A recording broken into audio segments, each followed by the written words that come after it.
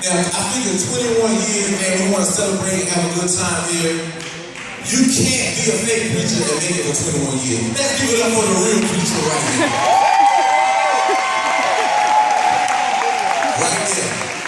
And you probably asking yourself, is he qualified to recognize a real preacher or a fake preacher? I'm glad you asked that question. I'm a preacher's kid. That qualifies me, baby. Are there any preacher's kids in here? All right, thank y'all for still being in church. Give it up for all the preacher's kids.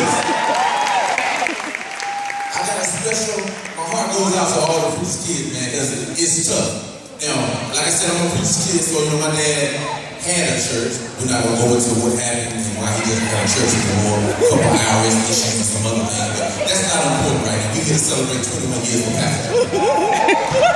Not important at all. But I've definitely seen it all, man, and I kind of miss my dad having a church, man, because my dad was like Pastor Jones, just straightforward, get in your face and let you know what's going on. Straight up open review. I remember this lady named Sister Steph. She would always be testifying, always prophesying. I remember she came to me one time during church. Brother Eric, God is telling me, my dad stood right in and said, God didn't say that. God's not telling me that. He's not telling you nothing. He's telling you to tell you to sit down right now.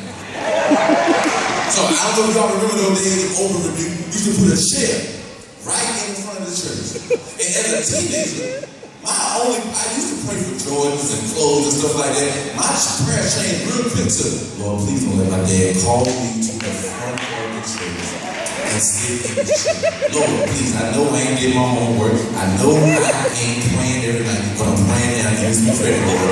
Please. You said, ask anything in the name of the Father, and I'm asking in the name of the Father. Please, don't let my dad call me to this front chair.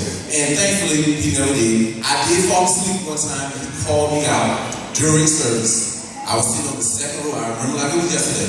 Sitting on the second row with my brother, who was asleep as well. Eric, wake up. I thought it was God at first. I hear you. It wasn't God. It wasn't God. But again, 21 years. Started from the bottom at the storefront, and now we're here, y'all. We doing it, right? And everybody that knew what that reference was, I'm going to pray for y'all. If you knew what that reference was, that song, I'm definitely going to pray for y'all. Just like I'm going to pray for all my people that watch Scandal. We're going to have a Scandal deliverance party after the service. We're going to watch that dude and jump into the pigs, and they're going to jump in the water. And you're going to be free. I love this church because it's a free church. I will say this. I was one of those long-time visitors. I think we were visitors probably for over a year, maybe 2 years. I had a couple concerns when I first came here. Every time I would want to join, something would happen. I remember one time I wanted to join, I was all into it, and let me back up. I actually thought that Elder Stevenson was the pastor. What? I really did. When I came, he was doing the offering, and he was doing the offering. I'm like, wow, this church has a dynamic pastor. I mean, he's not afraid to say anything because he was talking about Beyonce and had her daddy was her pimp and all kinds of things. I'm like, wow, they say anything in this church. And I kind of like that, man. It's radical here. Then I found out he wasn't a pastor, so I was like, a little disappointed. I guess I'll still get to see him sometimes, when he's playing scenes and stuff like that. He's cool. I appreciate that. And the other thing, I really wanted to join because I knew there were some celebrities that went to the church. I saw Elder Obama. I thought he was really smart. Give it up for really smart. We did say that. You are the Father. That's what the text is going to say.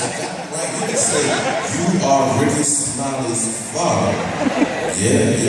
But again, this is a free church, man. I mean, I really love it, man. I enjoy coming here. And from my church, you can get sat down for anything. This same sister that was prophesying to me was speaking in tongues one time. And my dad was like, that's not of God. I said, oh, that's so embarrassing. And at the time, I was, thinking about speaking in tongues myself. And it was quenched. It was quenched. I said, man, I thought I was about to speak in tongues. Sister got me inspired to speak in tongues. And my dad opened the reviewer again. He said, that's not of God. I said, well, I know my mind is from God, but I was watching some stuff last night on TV, so my tongue might not be of God. But here, It's free. You're free to say Oshi, Toshiba, Samsung, Galaxy. You can say any kind of tone you want. Nobody's gonna sit you down. You can even run on the track the wrong way. I've seen that before. You can do that. You can get your yellow on. You can get that on that one day, and nobody's gonna say anything to you because, again, it's a free church, man, and it's all because of a pastor. Again, give them a hand. Give them a hand.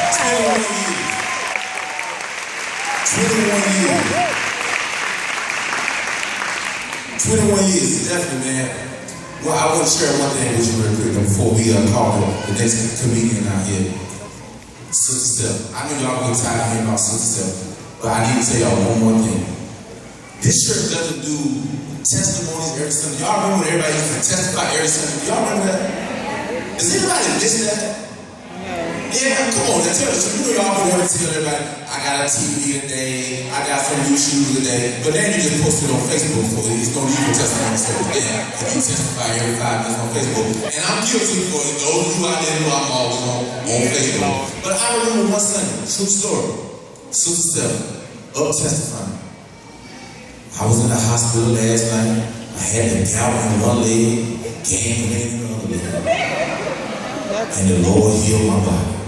Thank you, yeah, thank you. Then another sister was sitting behind her, stood up and was like, I was in the hospital last night, had gangrene in one leg, gout in the other leg, and a tube down my throat. And the Lord healed my body. Oh my God! And somebody else on the other side of the church said, hold on for a second. I was in the hospital last night, gout in one leg, gangrene in one leg, a tube down my throat, and 5 machines hooked up, people at the same time, same flatline. And the Lord healed my body. True story. One last person stood up and said, hold on for a second. I was in the hospital, gangrene in one leg, gout in the other leg, a tube down my throat, 5 machines hooked up, and I died. But 3 days later.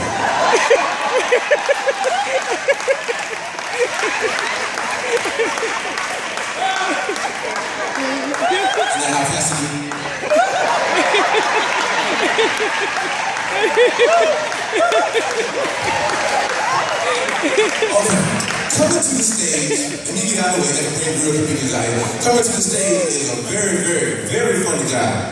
Very, very funny. My main man, he goes right here, he plays the drums. Jonathan, already walking. Give it up, man!